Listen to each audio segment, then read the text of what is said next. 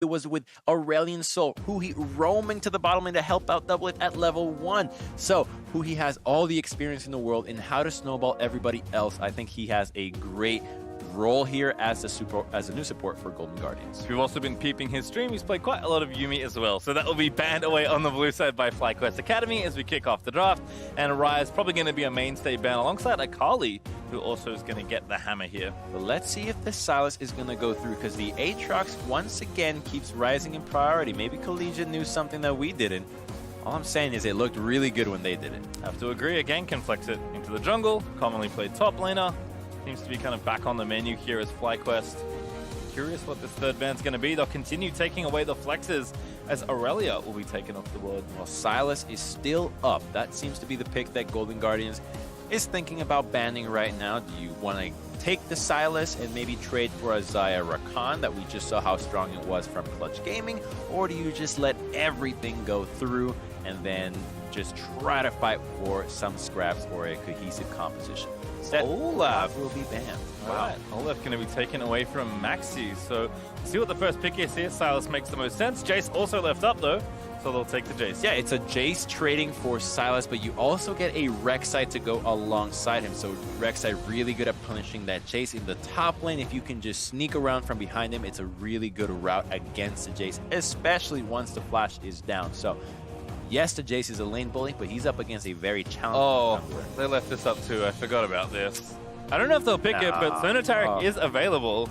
This is still a thing, isn't it? It's still a thing. Sona was banned in the last game. I almost forgot about it because it was like the last ban on blue side, just to make sure it didn't happen, but they're going to lock in the Sona at least. Well, the good news is that for most teams that have recently been playing Sonotarik, they have failed at the execution. They've been punished brutally every single time, and Golden Guardians has yet to show the bottom lane. So they always have options to go against Sonotarik. It's not like they've already shown Xayah Rakan, and that's what they're going to be playing. They could do things like Blitzcrank Varus, which we've seen be really effective against this lane. You can always hook him, you can get him out, and there it is! Bam! Varus. Let's see who he go with that Blitzcrank. We might even see Fly Academy have to ban the Blitzcrank to protect the Sonotarik. Well, there's the Varus for definitely, so we'll move into phase 2. Already called 2 champs on red side on the first Look draft. at you.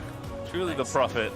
As Golden Guardians thinking long and hard about this 4th ban overall, the first here in phase 2.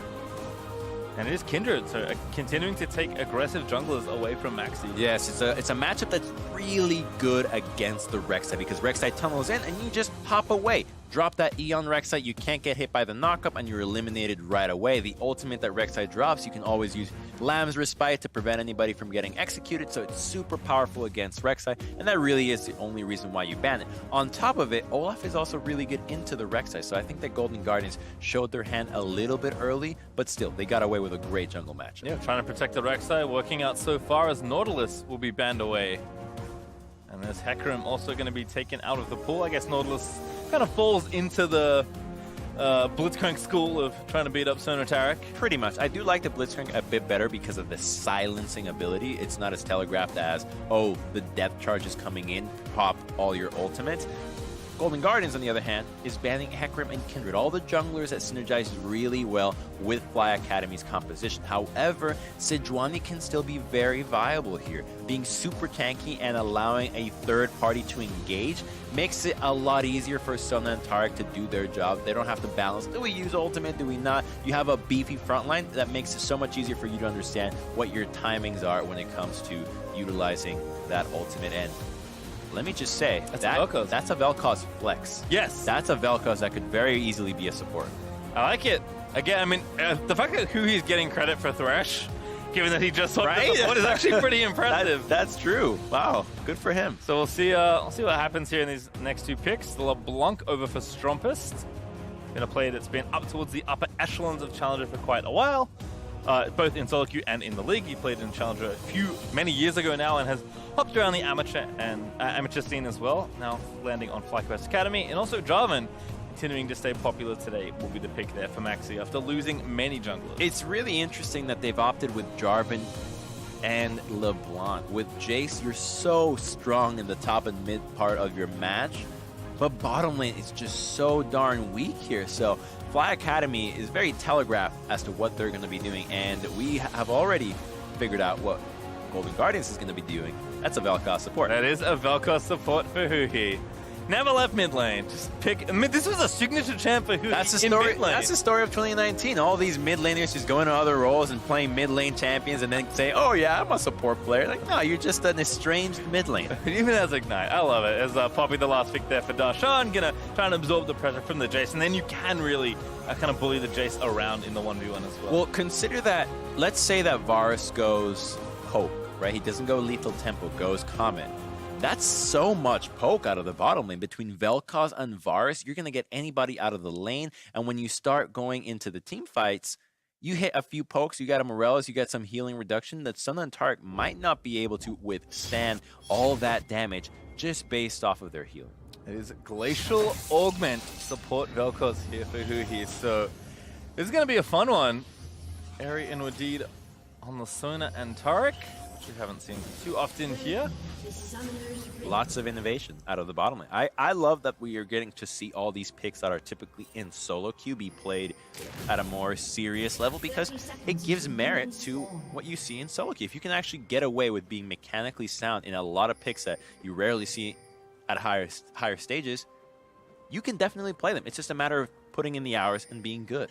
And I think, again, players being rewarded for their flexibility. You know, a player like Huhi has played, you know, mid primarily through his career, but loves to play different champions, loves to experiment, loves to play fill in solo queue and just get whatever role he's handed to. Certainly, this is the kind of player we would expect to play something like Vel'Koz. How long until we see Aurelion Soul support? I would say whenever they are absolutely locked for playoffs or absolutely locked out of playoffs would be the most obvious time to see Aurelion Soul support. That is the best answer. Huhi actually hanging out in a bit of brush. Might be a late invade here for Golden Guardians. Maxi going to put down the flag, but knows immediately that his red's getting invaded. It is going to be that late invade, and let's see what they try to do with this, because Maxi always has flag. He can always check that brush. They are going to commit to contesting this, it seems. Red actually going to reset there. Huhi continuing to try and throw poke, does hit Wadid and get some money off the Spell Thieves. We've also know we can see, and now Fly can see that Golden Guardians are moving their AD down to the lane right now. This is so annoying out of Golden Guardians, just stalling Jarvan forever, trying to make sure that the junglers don't affect any matchup. That's the longest invade in history. That's gonna hurt Darshan in the top lane. That Poppy wants the junglers to help. Yeah, actually, Darshan, you can see already hitting a little bit of damage there in the 1v1 as Huhi continuing to invade here and try and pressure down. Every auto helps here. He's going to get that gold heal, now gets stunned, but winning the 1v1 versus Wadid's Tarek. And the ward's going to time out, so now they don't even have vision in this brush that they're trying to pull the red buff into. And Powerbox is pushed away and rotated down. And that's because Hard got to start with his sweeper, got rid of the ward. Maxi's in trouble. Gets ignited, that's the stun, and that's easy first blood. Silas just swoops in for the kill, and the red goes over to Hard. An entire minute was spent just dancing around the red buff, and FlyQuest did not come up with a good solution. They lose out to the crazy poke that Huhi could provide, end up losing the red buff, give over first blood to the mid lane, and now the man gets 3 buffed as well. This is the worst start for Jarvan that he could have possibly imagined. Nice. Like, it looks kind of silly when it started, but honestly, a really nice invade there from Golden Guardians to have a plan, stick around, and know that, you know what, our Varus is strong enough at level 1, our Vel'Koz is strong enough at level 1, kind of abusing how weak Sona Tarek are in the early game. And Jarvan as well, super useless level 1, just flag? Come on, that doesn't do anything to anybody. At least the crab spawns at the same time. Look at Sona. He went back an entire patch, crab spawns after his first camp. It's Hard going to collect that second red and likely complete the 3 buff, but I mean, again, Huhi just harassing, and Powerfox is like, I'm pushing the wave, I'm coming in. So the clutch play was Hard utilizing the sweeper to clear that ward, but Powerfox did get spotted. There was a ward there, and it was just Maxi not being respectful, thinking, oh yeah, I could get in here. Surprise, there's a Silas here as well. Not even worth the flash. He would have been followed through as well. Yeah, I saw the missing ping as well from Strompest, so I think Maxi just committing too hard to trying to get that first camp. Instead, will lose the camp and his life.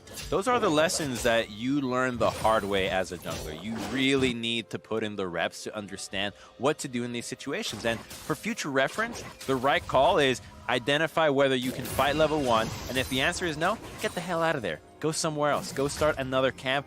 your best bet is just starting in the other side of the map. So you would have gone to blue, or maybe even go ahead and try to steal the red buff on time, because as Jarvan, once you hit level 2, you combo out of there and you're safe. Whereas the Rek'Sai, she can't follow you. She doesn't have tunnels at level 2. So Maxi will get to look over these VODs and figure out what the right play would have been in the future. 2 TPs here in mid lane as well. Palafox is already in Stormpest. Just back down to mid with Kiz.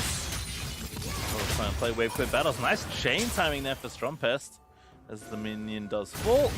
But Hard continuing to find pressure here. Does spot Maxi on the Krugs. Maxi's actually a level up on Hard now. He's level 4 to level 3. What? Yeah, Hard still left that blue buff up, I think is the main reason. Kind of figured he could get the blue side jungle anytime. It has the entire side up right now. I guess I'll just wasted so much time. Yeah, I think just knows that, you know what, I have vision. I want to keep tracking the jungler, and actually going to go down for a very early Ocean Drake here with Palafox pushing mid and the bot lane also getting their push in.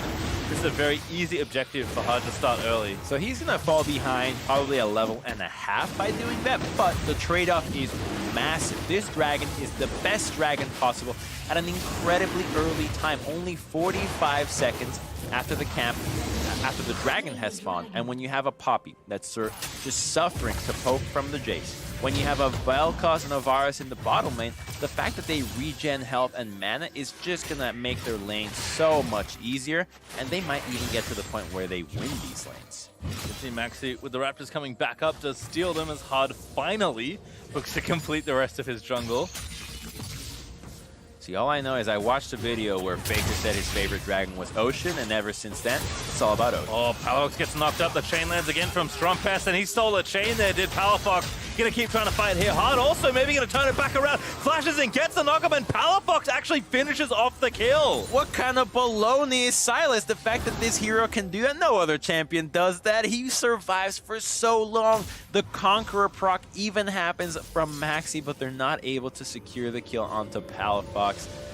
Man, that must have been a frustrating gank because they did everything right. They chained everything together, but the healing was just way too much. Yeah, didn't have Ignite in the mid lane, maybe costing him that kill. But still, I mean, I agree. I think Palafox very lucky to be alive, but Hard continuing the gank train. Darshan looking for the slam. Flashes, but a little late as Engo is able to flash out. Yeah, a little bit too slow from Darshan, but the idea was nice, being able to combo that stun onto the Jace. Let's take another look at what Silas does in the mid lane again. So Stormpest is at half HP, lands the first chain, immediately Jarvan follows up, hits the damage of the flag, hits the Q, just autoing back and forth, bam, everything's fine, more healing, okay, still healing, and then they trade places, flashing simultaneously, makes it look really cool. Nice magic trick there at the end, right? As they simultaneously swap places. You can see what Palafox is trying to do too, wanted to steal the distortion. I don't know why I'm handing out Silas packs today, but today, this game Silas pack is that you only get the ability that LeBlanc last used. So what her ulti would be when you steal it. So tried to steal distortion, got chain instead because Stormpest timed it so well, and chain the wrong way, didn't hit anyone, and still lived. You want chains or you distortion, you definitely don't want the sigil of Silas. Yeah, Q's real bad as Palafox. All right, here we go. Another invade onto the red side. They've got 2 wars, one at the Raptors, and Rek'Sai is coming through a control war. 2 control wars have now been committed. This red belongs to Golden Guardians. And again, nice re-invade here to take the buff once more. Hard still has that blue up, by the way, unless that's a respawn. No, it can't be. They took it so late. Yeah, that's definitely his first. That's the first blue. It's gonna be that's the squishiest blue buff I've ever seen. All right, I mean, that's one way to do it. I guess he's more concerned with making sure that Maxi does not get off to a good start. And so far, the plan's been working. That's an 0-2 Jarvan. Yeah, actually, maybe fancies a different blue buff here. So he's going to look over to the right-hand side. There is a control ward that we know about in that brush, but Hard hasn't checked it just yet. However, with Palafox roaming over, doesn't seem like they can do too much. Darshan can come down if he wants. Engo can't really do much on his own. And Maxi going to go over and check, and luckily for him, there is a blue buff for him to take. Yeah, very nice out of him, and now he's going to be able to ding 6 out of that one, so great stuff. At least answering because they had that vision in. Now Hard and Darshan are thinking about diving Engo, but without a minion wave, this would be very risky. Yeah, Engo did the right job there, meeting a minion wave immediately, trying to clear it out as fast as possible. Maybe too far forward here, though. No flash does get the knockback, but Darshan going to find that stun into the wall. Hard going to follow up, and that's an easy kill for Rek'Sai. Okay, he made it way too easy. You knew what they were trying for. He overextends, and the fact that he uses the Q on the minion wave is the ultimate sign of disrespect. Ooh, Strumpets actually gets caught out of Distort, but back towards the chain. Oh, he grabbed the wrong thing. You don't even get an ulti out of that one. What did he get? He got Sigil of Silence? You get nothing. He hijacked the clone. Oh, he missed the ultimate. I didn't know you could do that. Apparently you can. That's the only way, I Silent guess. facts. Thank you for subscribing to Silas Facts. As Palafox continuing to push things in.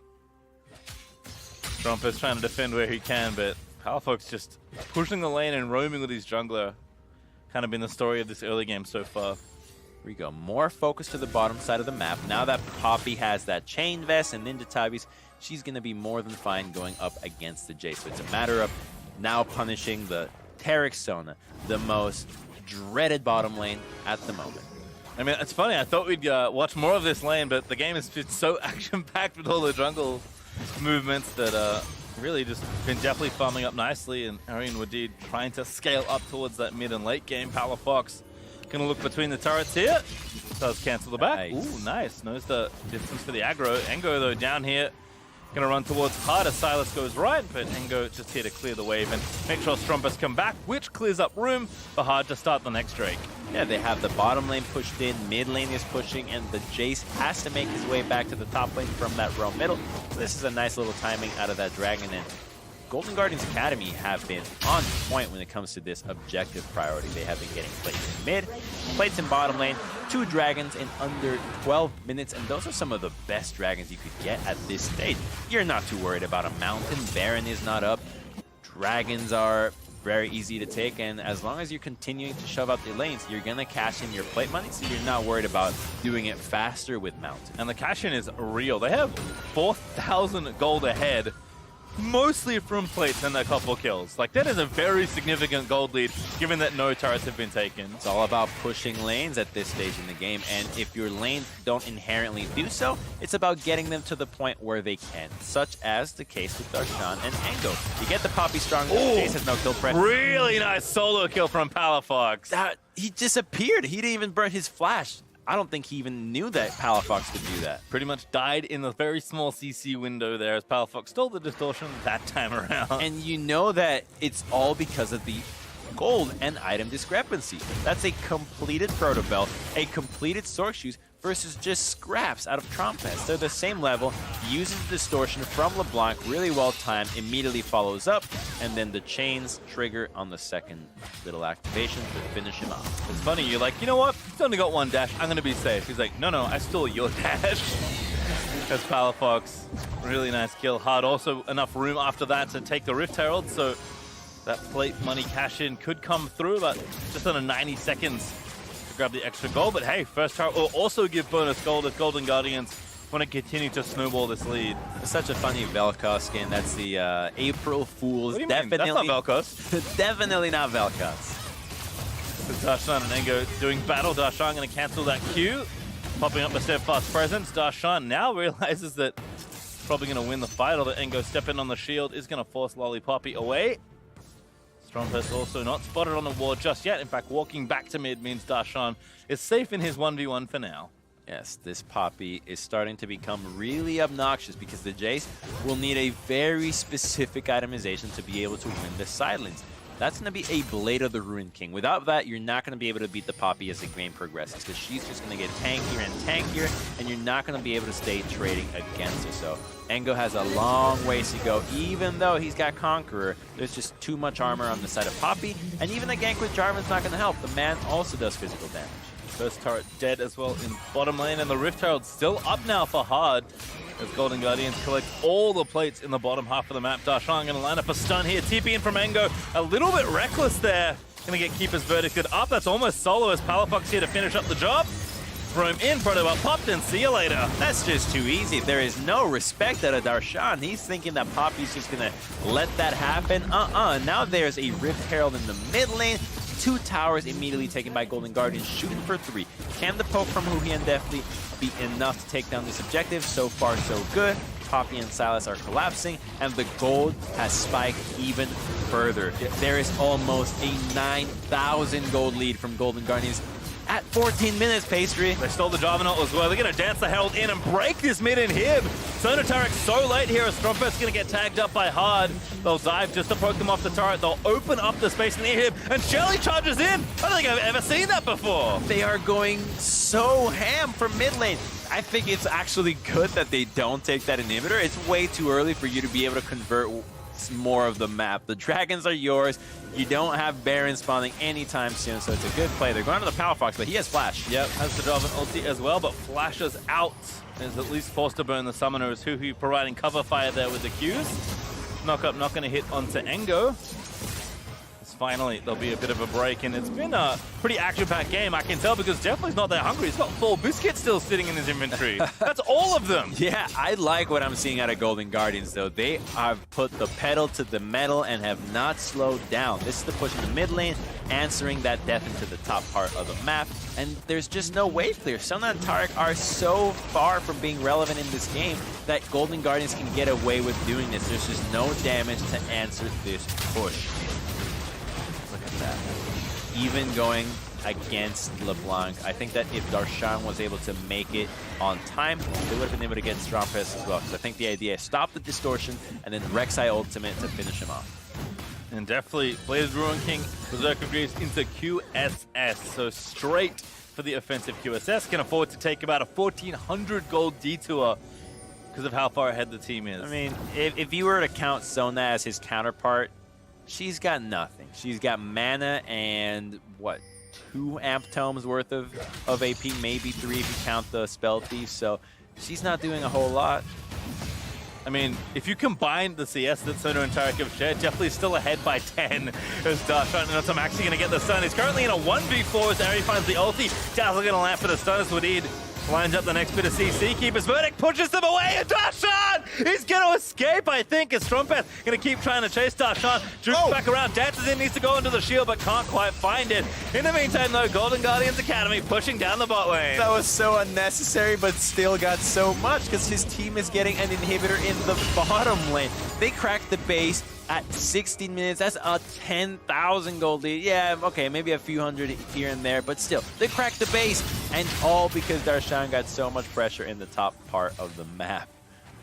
Maybe a minute or two too early because Baron's not spawning for 3 minutes. Yeah, and now a second ocean dragon, a 3rd dragon altogether though, and that's because they've been getting these almost on spawn. They can just reap all the RNG benefits out of this mythical creature. Unfortunately, I guess for FlyQuest Academy, they're happy to have 1 kill because that's the only thing preventing Golden Guardians from having a perfect game. You're not happy about that. Like, all right, at least we did it. It's the worst consolation prize ever. This definitely takes the red buff. Things just going from bad to worse here for FlyQuest Academy. The new and improved Golden Guardians Academy looking very good to open up this week. Looking deadly. Creative drafts, good execution, and really punishing Maxi. Jarvan was not able to get off the ground at any stage of the game, and Rek'Sai just did so much work. Once the lanes got going, once the patchwork happened, that Poppy was able to survive, that Silas got ahead, you knew that Varus and Vel'Koz were going to crush that lane, so they fixed all the points of pressure and then just kept pulling the trigger. For how much they did in the early game with Hard supporting him, I think for me, Powerfox has been the real star of this game. Was there for the early invade to get the first blood and just snowballed the mid lane. He's ahead 30 CS in his 1v1 and has been consistently roaming around the map as well. Yeah, he has been great, but I want to give a little bit of credit to the entire team because I think that they've executed this plan well. Hard is getting an engage onto Airy, and they get a flash out of that. Yep, they'll take it. Hard doesn't commit the ulti, realizes that diving into the enemy base, not really necessary. So just happy to take down even more structures. Darshan and Huhi back together again. It's going to push up here in top side, and that's going to be tower number 8 going over. And look at the vision that is around the red side, the blue side of Fly. 4 control wards. That's right, 4 control wards. They don't even need Oh! the pit. Long range chain. Strumpet's going to get chased down. Palafox stole Distort again, and just going to wait it out. Forces the flash with the Proto Belt. Not a 1v1 Strumpet wanted to take. But it's taking pictures. Well, what else could you do? Exactly. It's kind of a... You're just admiring the scenery at this point for FlyQuest Academy. As a Tarek, like, how are you supposed to orchestrate a win here? What do you tell your team? All right, guys, let's hope we can steal a Baron, maybe? Engo, gets out of there. Good Thundering Blow. And the flash re-engage here for Maxi. Ulti out of Sona as the Tarek pops as well. Darshan going to try and lock up Wadid. Darshan still chasing. Pretty tanky. Pops to keep his verdict. Wadid though into the stasis. Engo going to be the target. Will be shut down by Palafox. Going to get the next kill. Strumpfest diving in, but he gets stunned instantly by Darshan. But Rex had to grab the double. Palafox finds the dunk, takes down the Jarvan with his own ulti, and Airy is going to complete the ace there. Golden Guardians Academy going to find the ace and the win. And right at the 20-minute mark, barely even giving enough time for FlyQuest Academy to accept that surrender vote. It's a complete stomp, 1-10. This game was completely lopsided. Golden Guardians, this game is yours. From the level 1 invade onwards, Golden Guardians had complete control of that game. Yeah, they had a plan. They recognized, all right, we're going to shut down the Jarvan, make sure he doesn't get anything. Make sure he doesn't start with red buff. That way his level 2 cheese ganks can't happen. And then from that point onward, it just snowballed so quickly. That Rift Herald push, 3 towers and half an inhibitor, that's the best Rift Herald value ever. Yeah, it's just, you don't get the Nexus dance. That's like the only thing you're hoping for at that point. Or Baron. You don't see much better Rift Heralds at that point. I mean, they didn't need Baron in that game. It barely had time to spawn before they won the game. Wow. The game ended like 5 seconds after Baron spawned. Yeah. 5 seconds after you could type surrender to 4-1. You can surrender at 15 now. Oh, 4-1, that's true. Yeah. There's always one person. There's always I still believe. Well, tough game certainly for FlyQuest Academy, but Golden Guardians Academy, I mean, I heard Ole in an interview last week actually talk about how much he loved the Academy team. He was talking to Travis and said, I love all these players. I think they're really strong. I think they have potential to crack the top 4 in Academy, which is tough given how strong the top 3 teams are. So I have to say, like, it's only been a few games, but already you can see the power of this roster. I mean, the second we knew that the players were coming in, Darshan and Huhi, existing synergy from an LCS winning team in a top and bottom lane with kind of newer players everywhere else, of course they're going to succeed. And so I think that it was a smart pickup, and I just want to see them ride this wave and continue to improve and see what they can do and how it starts impacting the LCS team from the Golden Guardians. Also, I mean, definitely playing as well, has also S experience. So, but while FBI is still getting his things organized to be able to play, you can certainly tell that, yes, I think general strength is there for Golden Guardians, whereas FlyQuest, so, rebuilding some pieces, clearly trying to get their players in, but still, like, the amateur players that they've brought in and that they're kind of training up in Palafox and Hard, I mean, they've stuck with them in this organization. They've put some veterans around them. They're trying to build up a new AD carry. Like, all the pieces are there for not just the veterans to, prop the team up and give them a much better result than they had last split, but to also, train your younger players into LCS caliber players, which is kind of the point of Academy. I think that's the best ratio. And to hear more about that win, I'd like to welcome Huhi to the broadcast via Skype. Our new support. Huhi, how you doing? What's up? Hello, guys. I'm good. How are you guys? Good. How are you liking playing support? I mean, at first I was kind of worried because it's like pretty different role, but right now I'm actually like really enjoying it. I'm glad that I made this step. It's just really fun to communicate like with your AD carry, and like it's just such a different role. So it's like I have a pretty fresh mindset. How much time have you spent playing support so far before this game? I'll say it's been a month or a little bit more than a month. Yeah, like it was like at the off season when I was like slowly starting to play other roles like jungle or support. I was like giving half effort on both, and yeah, towards the end of the off season, that's when I decided to going for support, and that's when I started playing support. And I know you've played quite a bit on stream, at least with FBI, who's not able to play in the Academy matches just yet. So how much practice time before these matches did you get with Deathly? With Deathly, I think whenever we do internals, like we have a lot of chance to even talk to each other, like player versus player, and also like we did like had some like roster swap, so it was like we already kind of played before, so like it was pretty easy. Like I know what I was getting, you know, so. So we get to see a lot of people play weird things in the bottom lane, like G2 playing Syndra, BG2 playing Cassiopeia, etc. You just played Vel'Koz. Nobody else is playing Vel'Koz. Can we expect more weird picks from you? And if yes, which ones? Well, always like my teammates were always joking about like I should pull off like the Aurelion Soul, right? and then they were actually like talking about should like Christian Palafox actually should go bottom lane support and I just play mid Aurelion Soul, or I should just play support Aurelion Soul and see what happens. So I mean, like, it's definitely fun to talk about those things, but like maybe at some point, you know, it might actually become a strat and people have to ban it. That's really cool. I want to see that. And I've got my last question. It's been, you know, not too much time for your team to play together, but after the first few games here in this week, what do you think of your new teammates there on Golden Guardians Academy? I really like it. I really like the players, obviously, but like the environment here is like just so much better, and I feel like we're actually improving, and also like at the same time, it's like I'm enjoying my work, you know. So it's like so like not that stressful, and the grind is just natural. It comes natural. Like I don't have to force it because I'm just enjoying it. So I really love that environment. So I think we'll do really well. Well, Huhi, thank you so much, and congratulations on your win today. Thank you so much. All right, well, we're 2 games down, but we're just getting started here. Coming up next, we'll see how Echobox Academy do against Team Liquid Academy. Don't go too far.